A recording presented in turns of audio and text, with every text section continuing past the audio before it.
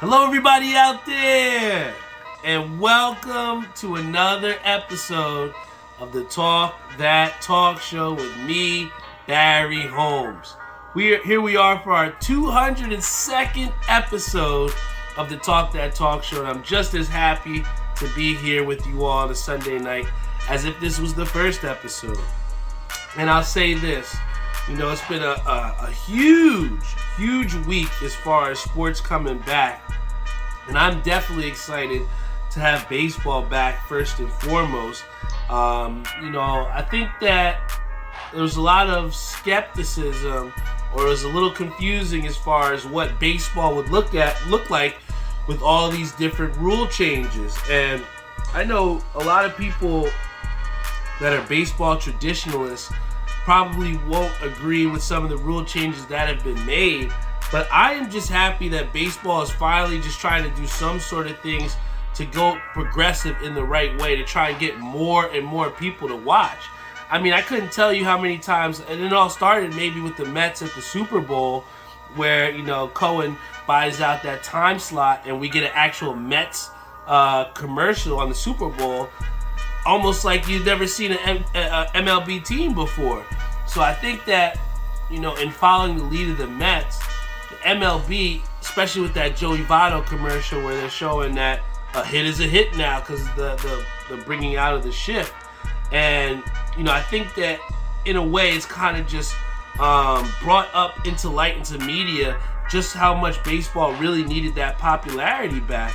And I'll say this, from what I've seen from the stats, a lot of the changes that they made were to try to speed up the game.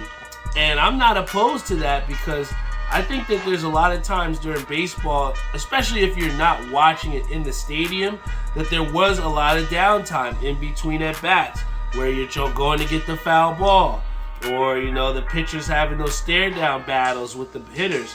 And that's all fine and dandy for baseball, but what baseball has continued to do has played second and third fiddle to the NBA and to the NFL.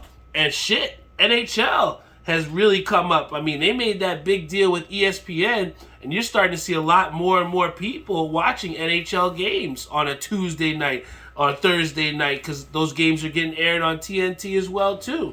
So with all the other major corporations stepping up to market their league as the best, it's just finally good to see that baseball's trying to do something. You know what I'm saying? I think that with them altering the home run contest a couple years back, it was definitely good for the game, but that was just for All-Star Weekend, and there were some things that needed to be tweaked. I think one of the biggest things that people don't realize is the fact that the MLB has bigger bases. So, a lot of times where people were getting hurt turning those double plays, now you get guys that don't even have to slide their foot across the bag. And we're starting to get a little bit more area for those stolen bases for people to go out. Another thing that I think is big in the rule changes is the pitch time clock. At first, you've seen a lot of people while they're watching these new games, they look underneath and they see the time ticking down. And they're like, well, what's going on with that? But I think, again, to speed up that process or get these pitchers thinking like, hey, we got to throw a pitch out there. And it kind of will, in a way, help out with the timing of the hitters if they can kind of align themselves with, the end of those pitch timers or whatever, if you got a guy that's taking his time. But, all in all, I think the overall changes that baseball has made will definitely bring in more people to attract them more to watching baseball.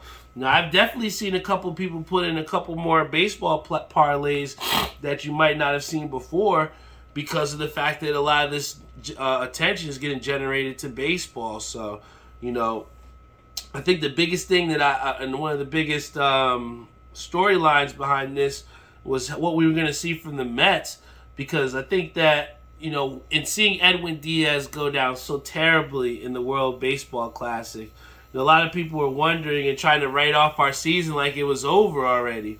But I think they really forgot about all the great pieces that we brought back in the Mets organization. And most importantly, pretty much beefing up that pitching rotation. And for those that didn't get a chance to watch today, I think that there was huge, I guess you could say, excitement around Kodai Sengai and what he could potentially do coming over from, the Asian baseball leagues. And what he showed from us was eight strikeouts in 5 innings with just one run baseball. So, for somebody like Kodai Sengai, who's going to be in the third or fourth slot in that rotation, following up Justin Verlander and a Max Scherzer, when Verlander comes back from whatever, injury is ailing him, it's just going to be great to watch these baseball games. I think that I have tickets to go see the Mets play against the Padres next Wednesday at home. Last time I seen the Mets in Citi Field was when Max Scherzer dropped the ball, gave up all those runs, made me waste a day of work to go see these guys lose. But again, I think that this team, and Jeffrey even told me this before, that I kind of have to let go of what I saw last year. That 100-win team from the Mets, it was amazing. It was a great ride. But I think it means nothing because we didn't go far at all. We didn't even get out the wild card round of the playoffs. So I think that, with this year, with this Mets team, getting back Brandon Nimmo, the heart and soul of the team, beefing up that rotation, having a Pete Alonso going into a contract year, going into a year where we're going to try and see his best for him because he's going to try and get that cash out. I think there's a lot of things that are going to go into the Mets, having a successful season. It's just going to come down to, the pitching in key moments, because that's what happened last year when it came down to go out and get a win against the Padres. The Mets simply could not.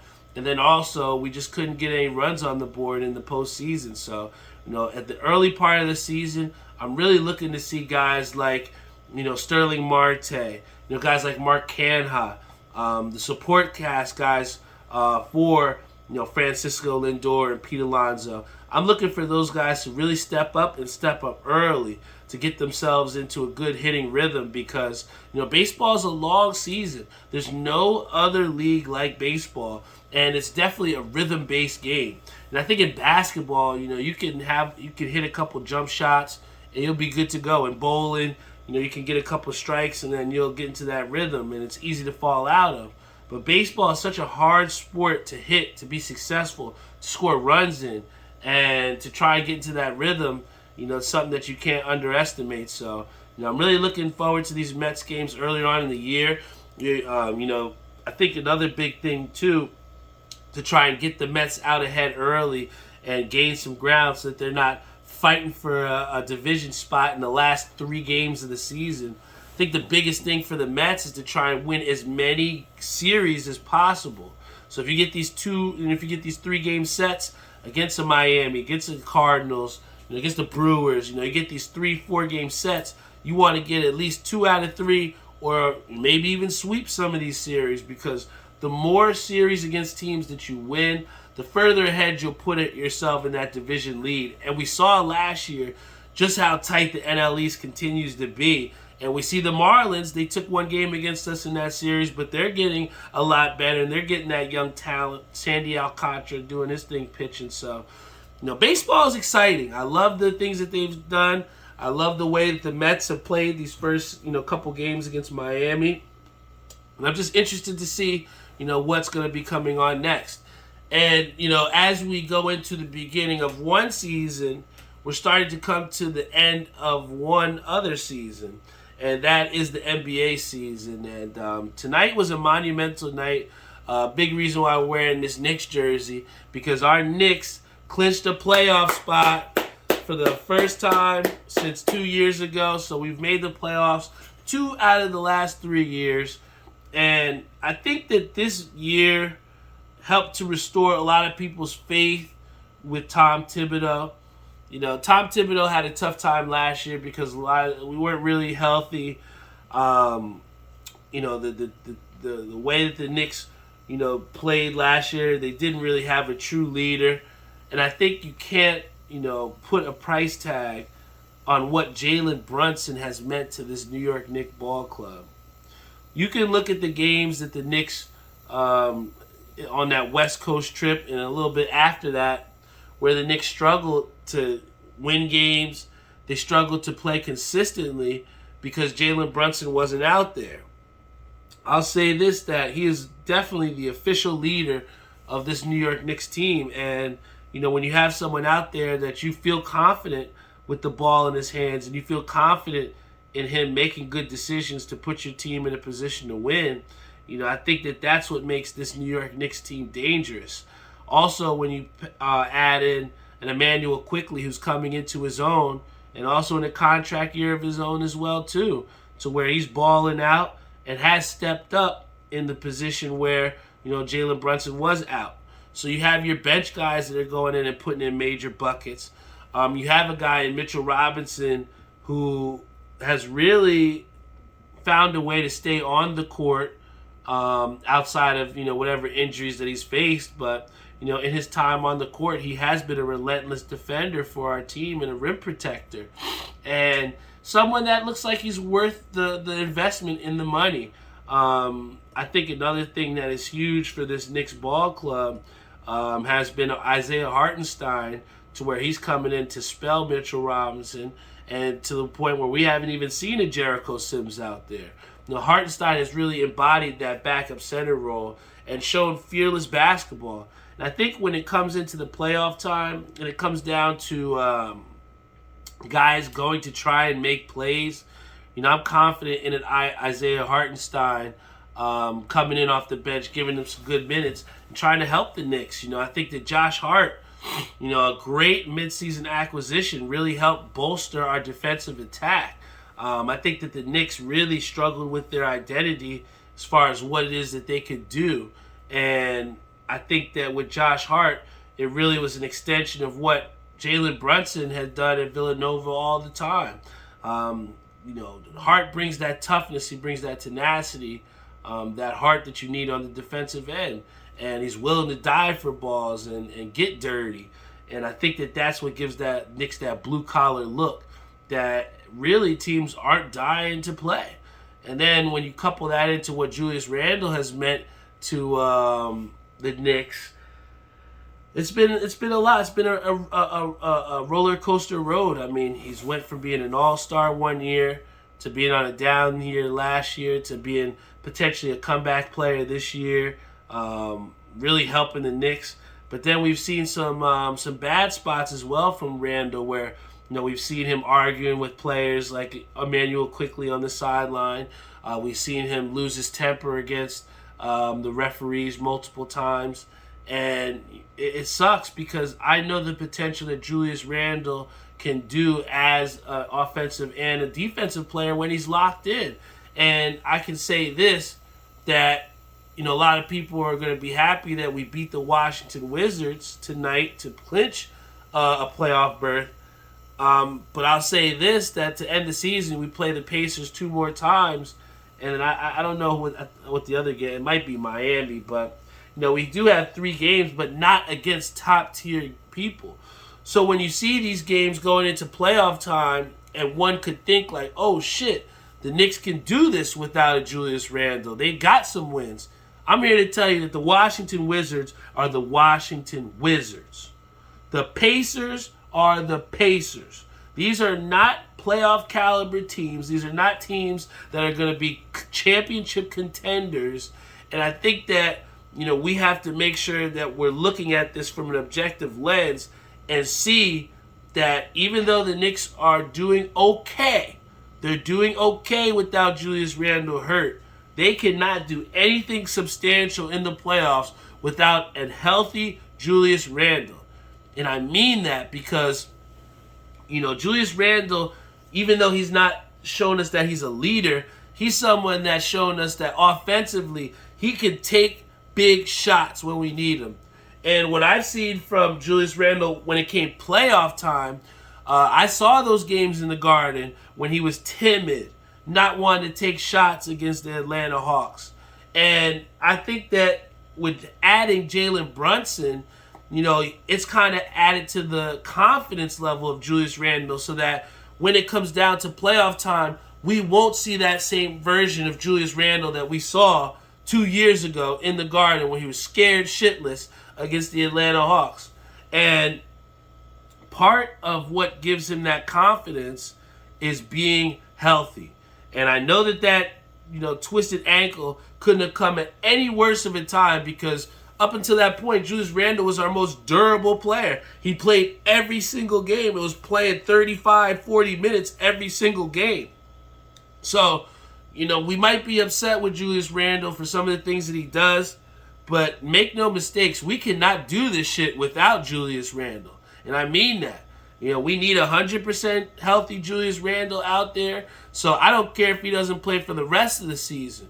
As long as when he comes into the playoffs, he can, do explosive movements, not just move, explosive movements on that ankle, because, when it comes playoff time, nobody has any sympathy of if you're hurt, if you're not feeling well, if you're not 110% yourself. The New York fan base is looking for a playoff series win. And from what we've seen from this New York Knicks ball club, I think a first-round exit would be an extreme disappointment. And I think that even with making the playoffs in 2 out of 3 years, I think if the Knicks do not make it out of the playoffs, like out of one playoff series, that you're going to potentially thinking about Tom Thibodeau being on the hot seat every game next season. Because, the New York faithful is hungry, man. They are hungry for some success, and they're hungry to see the Knicks do well. I think that it's been too long since we had our New York team in the Eastern Conference Finals, potentially vying to be contenders for a championship. And I think it's time. It's just a matter of getting those guys healthy and the role players stepping up to their maximum potential. You've had all year to get right. Now it's the time to show that the Knicks mean business.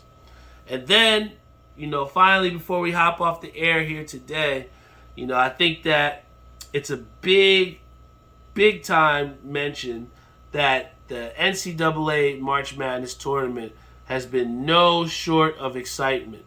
I think you got to really give it up to these guys for playing their hearts out, because, every single game has been very entertaining. I don't think anybody would have thought that the Final Four would have shaped out the way it was. But I think one of the biggest major stories that you have to really shed some light to is the Florida Atlantic story.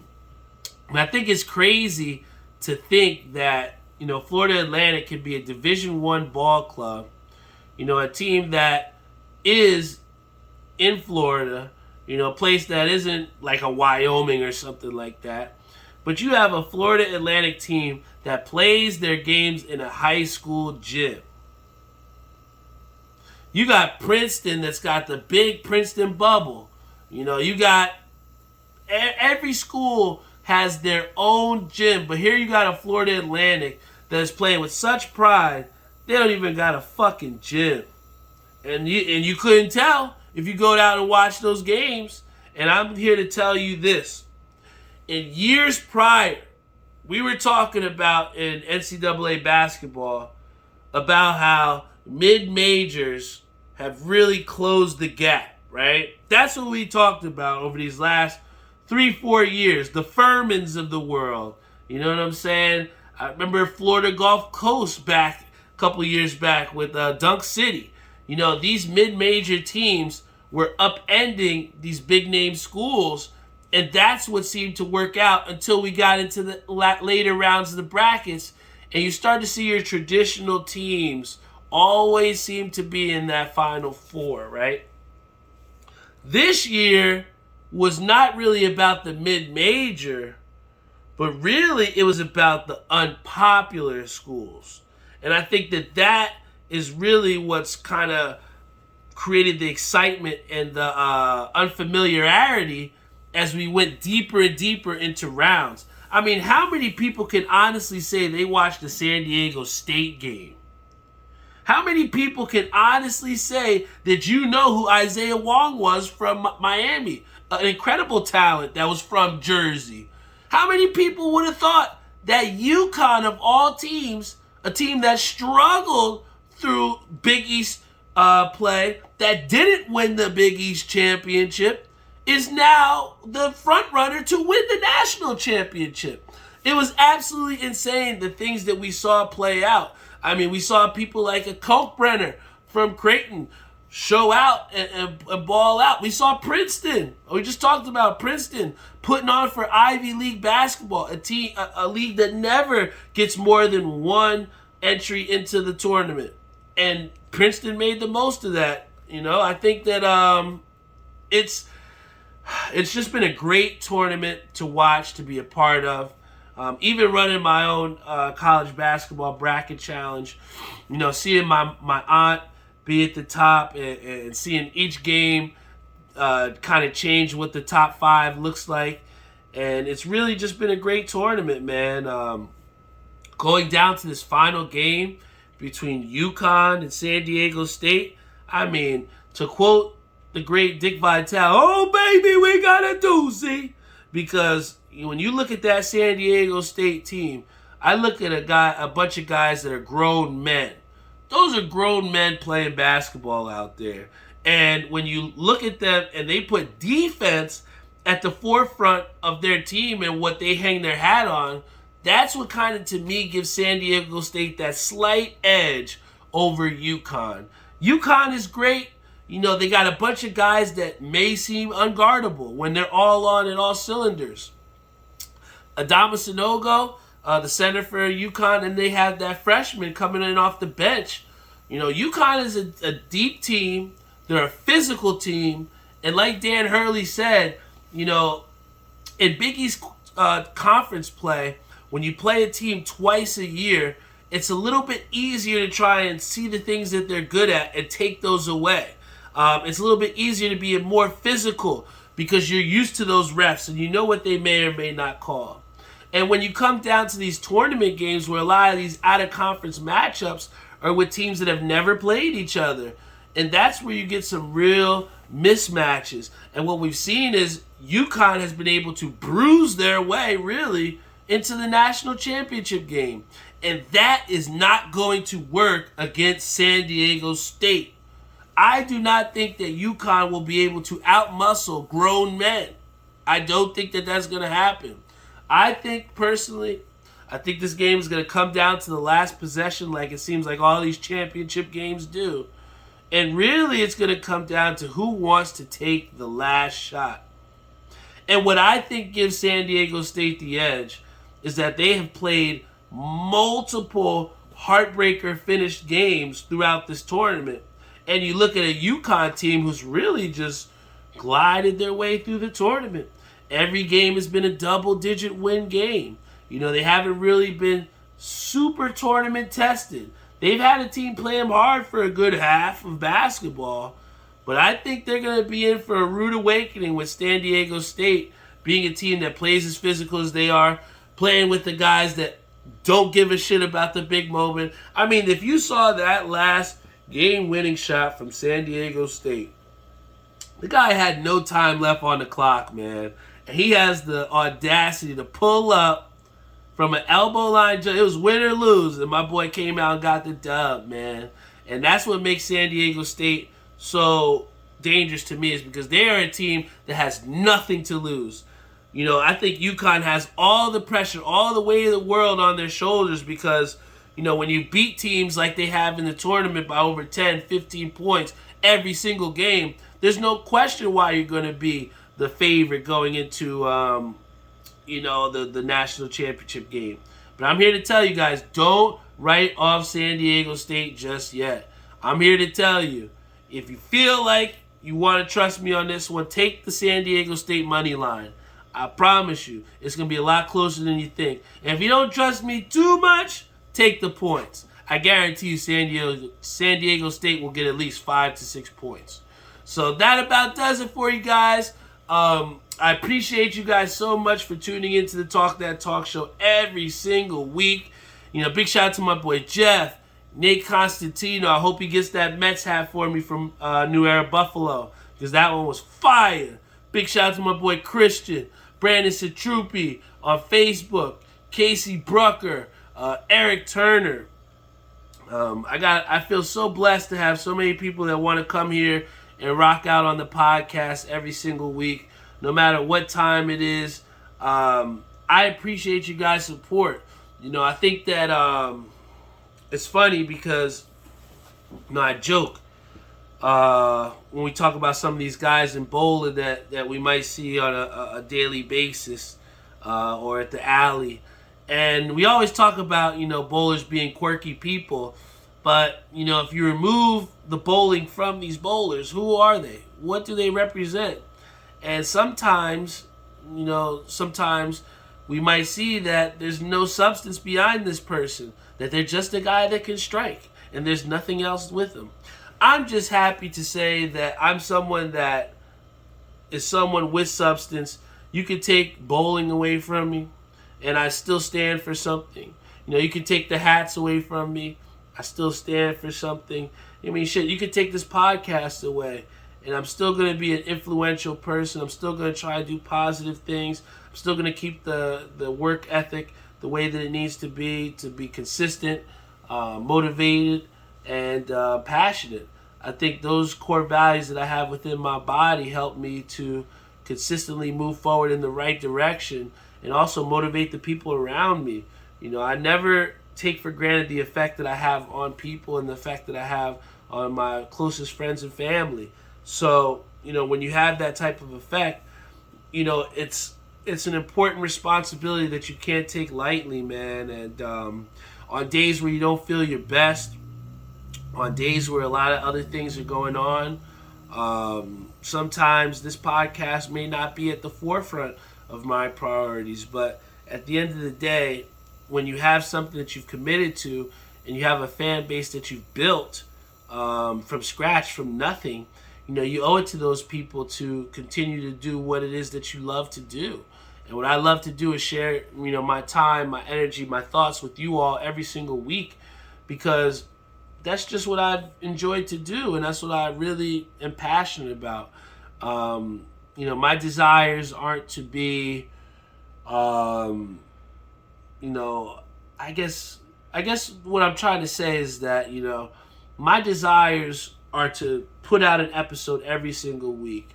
And whatever comes along that process, I'm willing and able to accept and be a part of. I think that to say that anyone is coming out to do this podcast to get famous or to make money, that's not what I'm in this for. I think that, in doing 202 episodes and being before you guys every single week and have people rocking my shirts, rocking the merchandise, having people asking for hoodies, asking for shirts, seeing different people rocking things throughout the week. That's what I do this podcast for, and that's what makes the most to me. To have people recognize that logo and know what it means, taking this time to add meaning to Talk That Talk Show and have it really be a lifestyle, not just a podcast. Those are the type of things that embody me and embody this podcast. Having someone like a CJ come in and, build the franchise and DIY that some people laugh at in our division. I had a Brandon Satrupi, tell us that we were the worst team in the division after we smacked them around 2 times last season. But what did they do? They came back and gave us a monumental beatdown this season. So, I think that I say this all to say, it's so easy to join on something or to be a part of something that is already built, that is already established, And I take pride in building things from the ground up, like a franchise like CJ's has at DIY, to where we're not taking any easy routes. We're taking our lumps. Seeing a guy like Stonehead at Majestic with his daughter, practicing in bowling, trying to get better. Those are the type of things that I like to see and that motivate me as well, too. So, I'm not a front runner. I'm not somebody that's going to run from the work, run from the dedication, run from the things that it takes to be successful. Because at the end of the day, if you skip steps and you're somebody that is trying to find the easy way out, that just makes you a chump. I think that it takes testicular fortitude to go out there and fight through failure to try and achieve the goals that you want to. And that's what I'm here to tell you guys that I'm here to do with this podcast. I'm not out here to make buku money. I'm not out here to be the biggest, baddest motherfucker on the podcast game. I'm just a guy from Edison trying to share his mind, share his thoughts with you all. And it's just super appreciative of you spending some time with me every single week. We got Dan Gallup who tunes in on Facebook. We got my boy Marty Rock who tuned in on Instagram Live, who's going to be going to the Mets game with us May 1st. You know, it's things like that. It's people like that that support you that really make this podcast what it is, you know. And I'm just happy to say that this is more than just a podcast. It's a lifestyle. I got some loyal viewers with me, and I wouldn't have had that if it wasn't for you all consistently tuning in every single week, whether on YouTube, Spotify, Google Podcasts, Apple Podcasts, iHeartRadio, Stitcher. We got so many people tuning in from all across the world just for this little podcast in Edison, New Jersey. And it's a humbling thing that I'll never take for granted. So thank you guys so much for tuning into this podcast. I'm about to get off the air. Got to get some rest. It's spring break. I don't have to go to work tomorrow, but you know, I'm here to tell you guys, get some rest. You know, I think that it's so important to go out there and just get some rest. Sometimes it's good to just lay down and do nothing, because you know, in our mind and in our pursuit of, you know, progress, going forward in the right direction, it's always important to give ourselves some mental and physical rest so that we can be the best versions of ourselves. So, you know, when you ask me what am I going to do over spring break this week, I'm really just going to try and take my time to relax, recharge, and get ready to end this school year on the right note and end this bowling season on the right note. So I love you guys, love you all. Thank you guys for tuning in to this Talk That Talk show every single week. Wouldn't be here without y'all. And don't worry, guys. Even though we hit 200 episodes, we're still pushing strong, baby. It's the push to 300 now. So I love you all, and I will see you all next week.